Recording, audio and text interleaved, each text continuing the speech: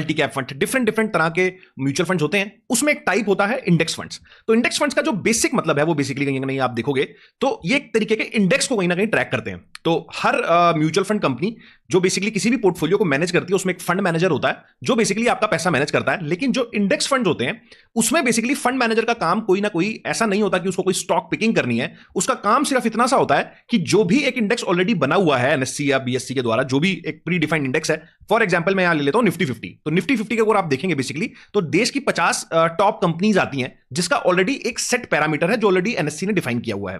तो अब ये जो म्यूचुअल फंड होगा बेसिकली वो अगर इंडेक्स फंड निफ्टी 50 का इंडेक्स फंड है तो उसका काम सिर्फ इतना है कि निफ्टी 50 की जो भी कंपनीज हैं उसमें पैसा इन्वेस्ट करना, पॉइंट नंबर 1। पॉइंट नंबर 2, उस कंपनीज में जो भी उसका एक पोर्टफोलियो है 50 कंपनी में, जब भी उसकी कोई रीबैलेंसिंग होगी, जनरली हम देखते हैं कि निफ्टी 50 में हर 6 महीने में रीबैलेंसिंग होती है, उसमें जो भी स्टॉक्स अंदर आएंगे वो उसको लेने होंगे और जो भी स्टॉक्स बाहर जाएंगे वो उसको सेल करने होंगे without the discretion of his personal views.